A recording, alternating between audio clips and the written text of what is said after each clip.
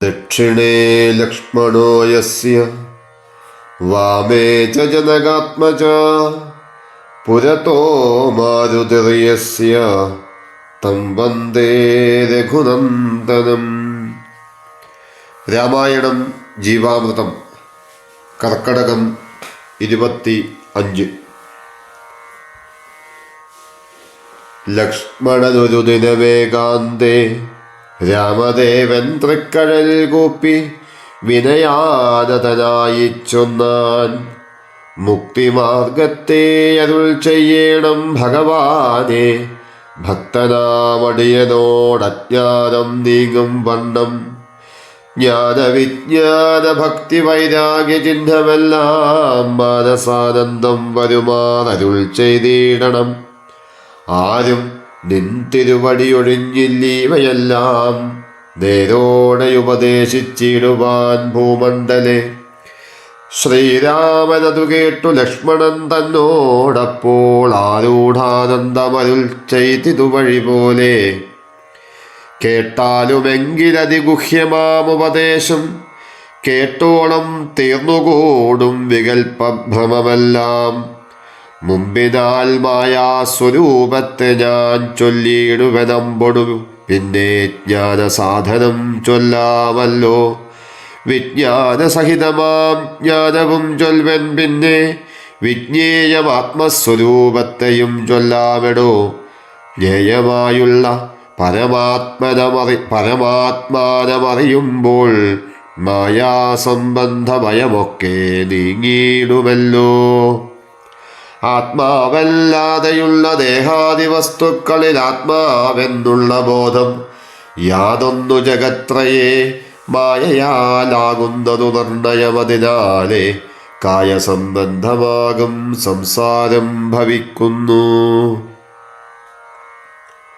ആരണ്യകാണ്ഡത്തിലെ ലക്ഷ്മണോപദേശത്തിലെ ഭാഗമാണ്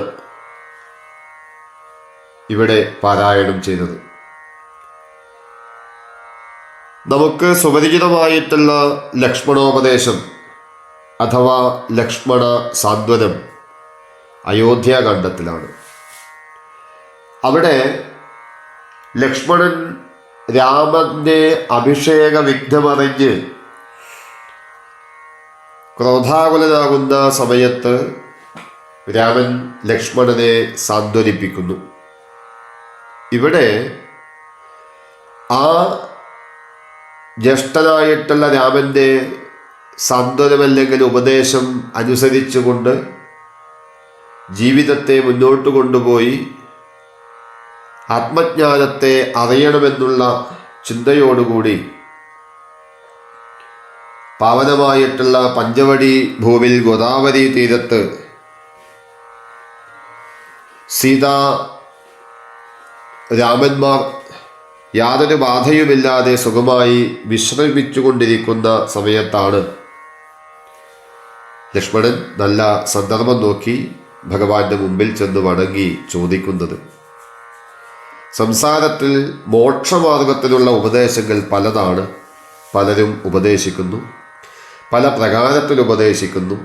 എന്നാൽ വാസ്തവത്തിൽ സർവജ്ഞനായിട്ടുള്ള അങ്ങയ്ക്കല്ലാതെ ആർക്കാണ് മോക്ഷമാർഗത്തെ ഉപദേശിക്കാൻ അർഹതയുള്ളത്? ഉള്ളതുപോലെ പറഞ്ഞ് ധരിപ്പിക്കാൻ അങ്ങയ്ക്കല്ലാതെ മറ്റാർക്കാണ് സാധിക്കുക? അതിനാൽ സർവജ്ഞനായ ഭഗവാനെ, എനിക്ക് മോക്ഷമാർഗത്തെ ഉള്ളതുപോലെ പറഞ്ഞു തരുവാൻ കാരുണ്യമുണ്ടാവണം. എന്താണ് ജീവന്റെ ബന്ധം? അതെങ്ങനെ സംഭവിച്ചു? ജ്ഞാനമെന്നും വിജ്ഞാനമെന്നും പറഞ്ഞാൽ എന്താണ്? മായ എന്ന് പറഞ്ഞാൽ എന്താണ്? സൃഷ്ട്യാദി കർമ്മങ്ങൾ എങ്ങനെയാണ് നടക്കുന്നത്? ആരാണ് അതിനൊക്കെ കർത്താവ്? അനാദിയായ കാലം മുതൽ ചുറ്റിപ്പിണഞ്ഞു കിടക്കുന്ന സംസാരക്കുടുക്കിൽ നിന്ന് ജീവനെ എങ്ങനെ രക്ഷപ്പെടുത്താം? തുടങ്ങി ലക്ഷ്മണന്റെ ചോദ്യത്തെ കേട്ട് സന്തുഷ്ടനായ ഭഗവാൻ ലക്ഷ്മണനെ അഭിനന്ദിച്ചു. ചോദ്യങ്ങളെ നിരൂപിച്ചുകൊണ്ട് മറുപടി പറയാൻ തുടങ്ങി. പ്രിയപ്പെട്ട ലക്ഷ്മണ, നിന്റെ ചോദ്യങ്ങളെ പുരസ്കരിച്ച് നിഗൂഢമായ വൈദിക തത്വത്തെ ഞാൻ പറഞ്ഞു തരാം. നീ പറഞ്ഞ പോലെ ലോകത്തിൽ പലരും ജ്ഞാനത്തെ കൈകാര്യം ചെയ്യുന്നുണ്ടെങ്കിലും സത്യമായ ജ്ഞാനം എത്രയോ വിരളമാണ്. അതിന് അർഹതയുള്ള ആളുകളും എത്രയോ ചുരുക്കമാണ്. അതിനാൽ ശ്രദ്ധയോടുകൂടി കേൾക്കണം. ആദ്യം തന്നെ മായയുടെ സ്വരൂപത്തെ പറയാം. പരമാർത്ഥത്തിൽ താനല്ലാത്ത ശരീരാദി ഉപാധികളിൽ താനെന്ന തെറ്റായ അറിവ് തന്നെയാണ് മായ. കയറിൽ കയറെന്ന ബോധം മറഞ്ഞ് പാമ്പെന്ന തെറ്റായ യാതൊരു ബോധമുണ്ടാകുന്നുവോ അതുപോലെ അനാത്മവസ്തുക്കളിൽ നിലനിന്നു വരുന്ന ആത്മബോധം തന്നെയാണ് മായാവിലാസം.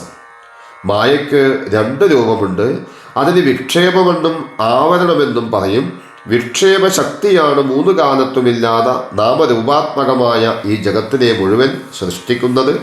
ആവരണ ശക്തി സത്യമായ പരമാത്മസ്വരൂപത്തെ സർവത്ര ആവരണം ചെയ്ത് അറിയാൻ കഴിയാതാക്കുകയും ചെയ്യുന്നു. അപ്പോൾ സംസാരം പൂർണ്ണമായി. കയറിനെ പാമ്പെന്ന് ധരിക്കണമെങ്കിൽ ആദ്യം കയറെന്ന ബോധം പറയണം. അതാണ് ആവരണം. കയറെന്ന ബോധം പറയുന്നതോടെ പാമ്പെന്ന ബോധം പൊന്തി വരുന്നു. അത് വിക്ഷേപം. ഇതേപോലെ സർവത്ര പരിപൂർണമായ പരമാത്മസ്വരൂപം ആവരണ ശക്തിയാൽ മറയപ്പെടുമ്പോൾ ഉടനെ വിക്ഷേപശക്തി പല നാമരൂപ ആകാരേണ വികസിക്കുന്നു. അത് തന്നെയാണ് ജഗത്ത്. സ്വപ്നത്തിലും മനോരാജ്യത്തിലും കാണപ്പെടുന്ന പദാർത്ഥങ്ങൾ എപ്രകാരം മൂന്ന് കാലത്തും ഇല്ലാത്തവയാണോ അതുപോലെ ദൃഷ്ടമായ ഈ ജഗത്തും മൂന്ന് കാലത്തും ഇല്ലാത്തത് തന്നെ. എങ്കിലും വർത്തമാനകാലത്ത് അജ്ഞാന ദൃഷ്ടിയിൽ ഉള്ളതായി തോന്നപ്പെട്ടുകൊണ്ടിരിക്കുന്നു എന്ന് മാത്രം. മൂന്ന് കാലത്തും ഇല്ലാത്തതാണെങ്കിൽ പിന്നെ അതിനെ കർത്താവിനെ അന്വേഷിക്കേണ്ട ആവശ്യമില്ല. പഞ്ചഭൂതങ്ങൾ, തന്മാത്രകൾ, ദശേന്ദ്രിയങ്ങൾ, പ്രാണൻ, അന്ധക്കരണം എന്നീ തത്വങ്ങളുടെ ബ്രഹ്മാണ്ടമടക്കമുള്ള സമുച്ചയത്തെയാണ് ക്ഷേത്രം എന്ന് പറയുന്നത്. ക്ഷേത്രം ജീവന് ഉപാധിയാണ്. അതുകൊണ്ട് ക്ഷേത്രോപാധിയിൽ ഉപഹിതനായ ജീവൻ അതിൽ നിന്ന് അതീതനാകുന്നു. ജീവാത്മാവെന്നും പരമാത്മാവെന്നുമുള്ള രണ്ട് ശബ്ദങ്ങൾ പര്യായങ്ങളാണെന്ന് പറഞ്ഞാൽ പോലും തെറ്റില്ല.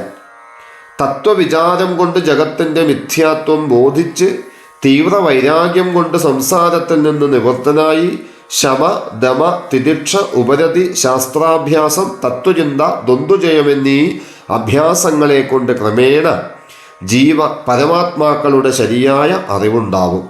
അറിവ് തന്നെയാണ് ജ്ഞാനം. മഹാത്മാവായ ആചാര്യൻ മഹാവാക്യോപദേശം ചെയ്ത് ജീവപരമാത്മാക്കളുടെ ഐക്യത്തെ ഉത്ബോധിപ്പിക്കുമ്പോൾ ജീവപരമാത്മാക്കൾ രണ്ടല്ലെന്ന് അനുഭവമാകും. ആ അനുഭൂതി തന്നെ വിജ്ഞാനം. വിജ്ഞാനം വളർന്ന് കാലം കൊണ്ട് എല്ലാ സംസാര ഭ്രാന്തിക്കും കാരണമായ അല്ലെങ്കിൽ പ്രകൃതി പരമാത്മാവിൽ നിശേഷം വിലയത്തെ പ്രാപിക്കും. അപ്പോൾ കേവലമായ അദ്വിതീയ അവസ്ഥ മാത്രം ശേഷിക്കും. ഈ അവസ്ഥ തന്നെയാണ് മുക്തി. അല്ലയോ ലക്ഷ്മണ, നിന്റെ ചോദ്യത്തിനനുസരിച്ച് മോക്ഷമാർഗത്തെ വേണ്ട പോലെ നിരൂപിച്ചു. ശാസ്ത്രീയ നിയമം ഈ നിലയ്ക്കാണ്.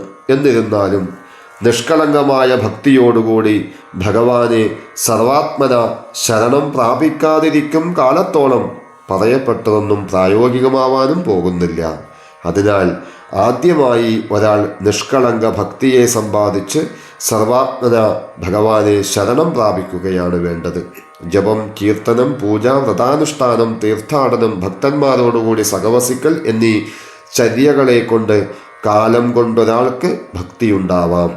ഭക്തിയുണ്ടായിക്കഴിഞ്ഞാൽ പിന്നെ മറ്റൊന്നും വേണ്ടതില്ല. ഭക്തി കൊണ്ടുണ്ടാവുന്നതാണ് മറ്റെല്ലാം. സജ്ജനങ്ങളുടെ നിത്യസമ്പർക്കം കൊണ്ട് ഇതെല്ലാം അറിയാനും ഉണ്ടാവാനും ഇടവരും. അതുകൊണ്ട് ഈ യുഗത്തിൽ, പ്രത്യേകിച്ച് കലിയുഗത്തിൽ, സത്സംഗത്തിനാണ് പ്രാധാന്യം. ആ സത്സംഗത്തിനുള്ള ശ്രമം നമ്മുടെ ഭാഗത്തു നിന്നും ഉണ്ടാവണം. നമ്മുടെ പ്രാർത്ഥന എപ്പോഴും ഭഗവാനെ നല്ല ആളുകളുമായി മാത്രം കൂടിച്ചേരാൻ സാധിക്കട്ടെ എന്ന് ആകണം.